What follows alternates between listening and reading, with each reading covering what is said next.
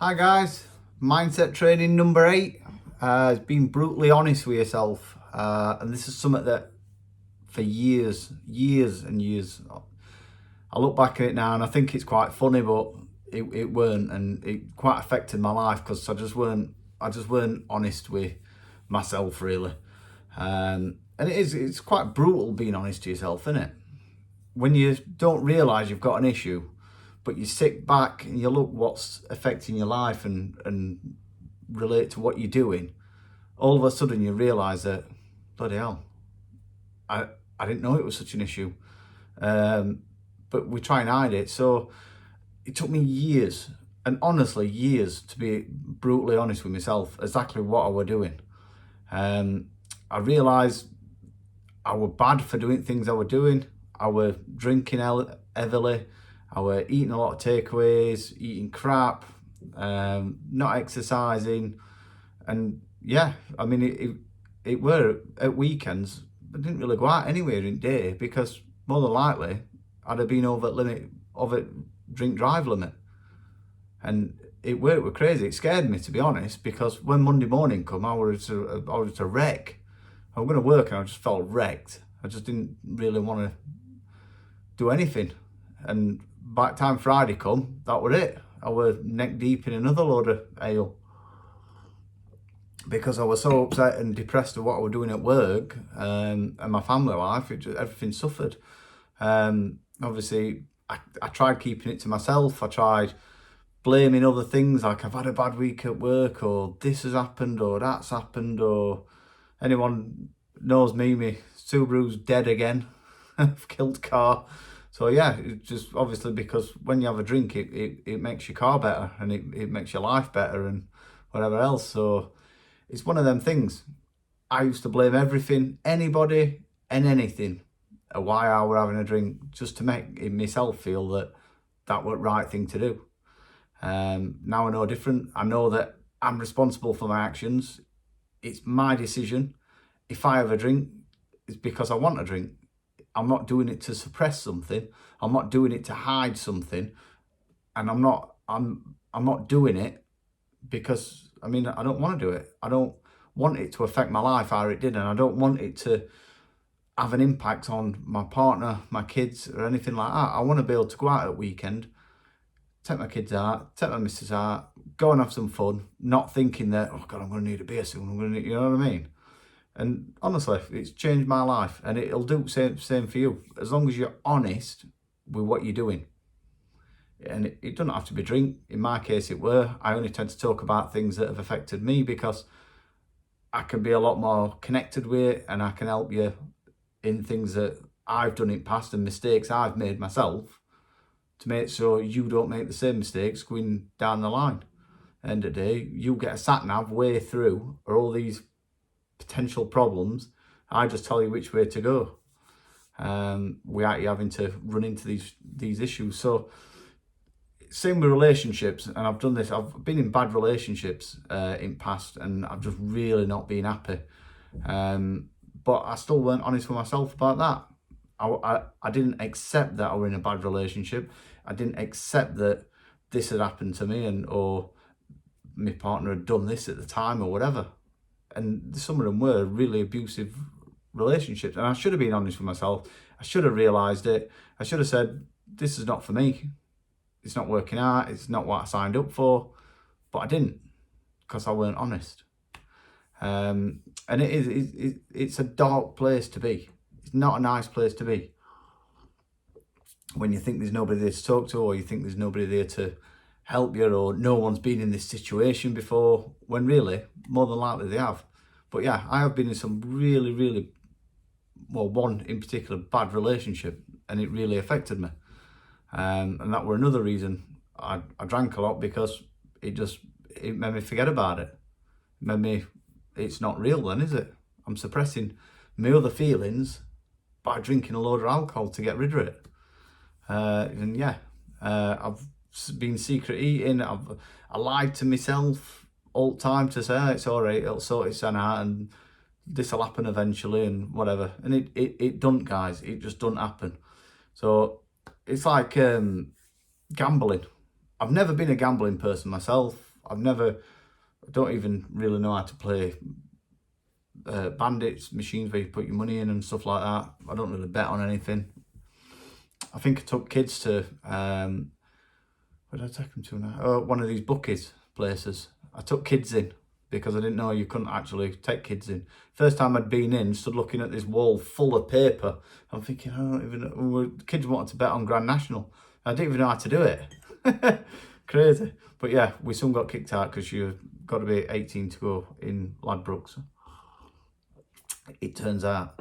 So you've got to realise, if you're like in gambling, you'll probably kid yourself how much money you're spending, because you'll come out with, oh, 100 quid. I won 100 quid on football betting or whatever. But more than likely, if you write down all bits that you actually spent on it, you might be in a massive loss. But at the end of the day, we don't see that, do we? We don't see that. We just jump to, we won this. So yeah, you've got to write down what your habits are and honestly, be brutally honest with yourself.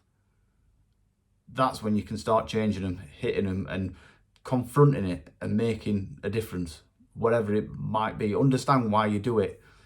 But normally it's because it's a quick fix. We all go for a quick fix. But you need to know what it is the issue, why you're doing it, and then we can fix it. But never give up on something you want to achieve, or say, I give up because of X, Y, and Z. We do it all the time. Oh, I can't do this diet plan because I've got to been killing for a McDonald's all week. It's not an excuse, is it? But we make excuses for it, and we do, and I've done it, I get it, I understand it. Oh, I can't possibly do this exercise. I've just never been to a gym before. Do some exercise at home, do what you like, do what you enjoy. Be honest with yourself, the reason why you're not doing it. Be honest, because if you're not doing it and you're not making the difference, you've got to be honest with yourself why. If you're saying you haven't got time, more than likely, if you log the last week of what you've had spare time, you've probably got well enough time, but you just don't realise you have, because you're using it, finding a bigger payoff, doing something else. And that's where I had to be brutally honest with myself, because I was finding I didn't have time to do stuff. But when I was brutally honest, I actually did have quite a lot of time spare. I just used it on stupid things like on Facebook or on Instagram or TikTok. Literally, I had to delete it other week because it nearly ruined my life. I was supposed to go to bed early because I was getting up early in the morning. And before I know it, I spent 2 hours on TikTok. And that's because I've not really been on it before. So when you first went on it, it just like consumed me. But yeah, I think social media is really good at consuming time. But limit yourself.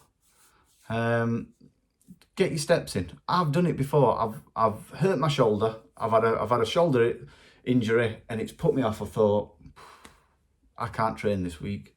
Can't do it. And I said that to myself. I can't train this week. But I can. I can go and use my legs. I can get out and do my steps. I can do some squatting. I can do everything other than using my shoulder, because my shoulder at the time, I don't know if I'd pulled something or done something, but I couldn't use my shoulder. But I've got rest of my body I can use. But I chose to say I can't do it because of this. I soon realised after 2 days of sitting out, I thought, this is no good for me. I need to do something about it. And then I was brutally honest with myself and thought, that's just laziness. I'm not doing something because I've hurt my shoulder, and it's no excuse. It is no excuse. Be honest with yourself, guys. You can do it, and you can still do it. My sister broke one of her bones in her hand. Can't remember which one it were now. Day after, with a pot on, she was still out walking, using her legs. If we can do it, you can do it. We weren't born with a silver spoon in his mouth. You've got to create it, guys. You've got to get off your ass and go and do it. Nobody can do it for you. So what do you think's going to happen if you stay in a deficit and exercise every day for a month? What do you think's going to happen? What do you think's going to happen if you do it over 3 months, 6 months, 12 months? It's going to be a massive difference. But you guys have got to do it. What's going to happen if you look after your diet for 3 days and then eat bad the other 5 days? 3 days? 4 days even. If you eat bad the other 4 days, what do you think's going to happen? It's not going to be good enough, is it? You've got to outweigh the bad with the good. So you want as much good stuff right up here, bad stuff down here. That's how it needs to be. You're gonna do a lot better than what you're doing now. Or if you're eating more bad and then just having a couple of days of good, what do you think's gonna happen? It's gonna be the wrong way around, isn't it? We need to force us good habits, drop us bad habits. And that's how we progress, because we can sustain that forever. We don't have to be massively all in constantly. Do you know what I mean? If you've had 3 solid weeks of exercising every day and really, really push yourself, and your diet's been on point, you're going to be losing week on week, and you're going to be really, really happy with all your results. You're going to be well impressed. Now, normally that gets you hooked enough that you keep doing that. But how long can you sustain that? Are you going to need a day's rest?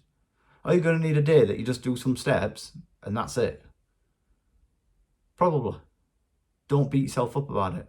It is what it is. Because week after, you're going to progress again and again and again. And you're going to keep stepping up. All these good bits and all these good habits are just going to start taking hold, making a difference. Or stop looking at others and thinking they've got it easy, because there are anybody that you think has got it easy, more than likely has had to work their ass off to get where they've got. I guarantee you, nothing comes easy in this life. You have to work for it. There'll be ups, downs and all sorts, but you got to work for it.